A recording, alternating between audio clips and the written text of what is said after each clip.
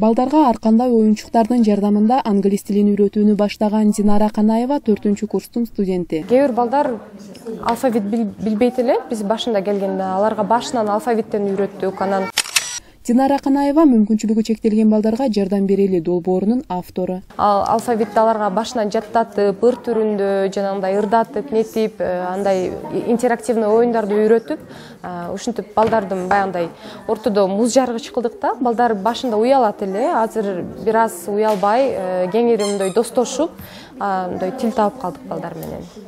Анан балдарга оңой болуш үчүн биз атайын мондой игрушкаларды алганбыз, оюнчуктарды. Бул оюнчуктардын жазылышын дагы мындай үйрөтүп, доскага жазып, анан балдарга бул оңой үйрөнөт экен да. Себеби биз балдарга көрсөткөндө балдар атын айтып, мындай бат эле үйрөнүп кетишип атат.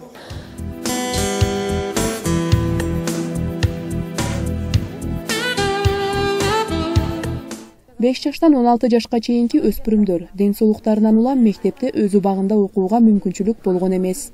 Булар эми баягы өз деңгээлиндеги сүйлөй албаса дагы, өз деңгээлиндеги билим ала албаса дагы аракеттери күчтүү болуп атат.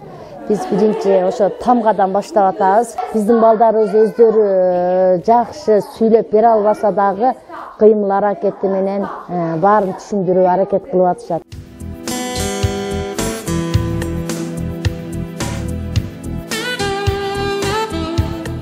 Динара жаш өспүрүмдөргө чет тилдерин үйрөтүүгө жардам берүү менен компьютердик сабаттуулугун жоюу максатында бул демилгени көтөргөн.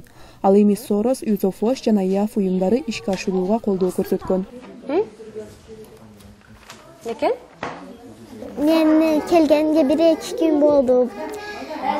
Мен мыналарды өргөнүп атам, карап жазып атам. Менге жакып атат. Мен английскийди өргөнгүм келет.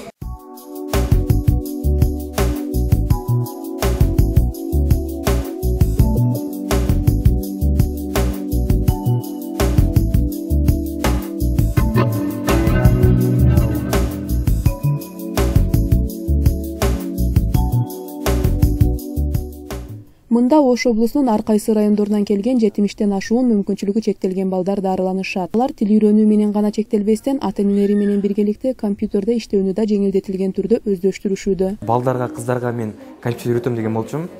Бирок тилекке каршы андай болбой калды. Жаш балдар өтө кичинелик кылып, колдонгон кыйналып калды. Бирок ата-энелер өздөрү инициатива көтөрүп, биринчи бизге үйрөткүлө, биз бул билим бизде калып калат. Кийинкисинде биз балдарга үйрөткүлө кетебиз эле. Бул жаш нерсе көтөрүш себеби ата-энелер өздөрү ушунчалык активисттер экен.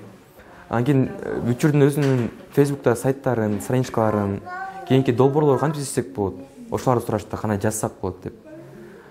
Биз азыр эми эң чоң максатыбыз биз ата-энелерге жанагы долбоорлорду кайда издесе болот, Facebook'та страничкаларын кантип издесе, колдонсо болот, жаңы информация чыгарып турганы, ошолорду биз үйрөтүп атабыз азыркы учурда.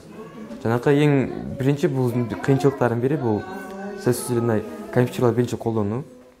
Анан буюрса дагы бир 2 айдан кийин жакшы иштеп калышып, өздөрүнүн ачканда продуктыларын өздөрүнүн чыгарып калышат деп үмүт кылам. Бул иримдер балдарга жакшы таасирин тийгизет. Айтып атпайбыз, биринчиден мүмкүнчүлүгү чектелген балдар көп учурунда акыл эси жайында болгон күндө дагы шартты болбой мектепке баргандан чектелип калышат да. Андан кийин жанагы дарыланууга убактысы кетип дагы чектелүүлөр болот. Ушул программалардын, ушул уюмдар аркылуу жүргүзүлүп жаткан иштердин аркасында балдар келечекте өздөрү үчүн жакшы нерселерге үйрөнүшөт, заманбап байланыштарды үйрөнөт, компьютер менен иштеп, кийин келечекте мүмкүн өзүнө тамак аш кылганга болуп калаттыр, ушундай жактары бар. Динара Канаеванын бул долбоору 4 ай эле болуусу пландаштырылган. Бирок мүмкүнчүлүгү чектелген өспүрүмдөрдүн билим алып, чет тилдерин үйрөнүүсүнө көмөк көрсөтүүнү Динара уланта беришин көздөп жатат. Анткени мындай чет тилди мүмкүнчүлүгү чектелген балдарга үйрөтүү борборлору жок эсеп. Лампа.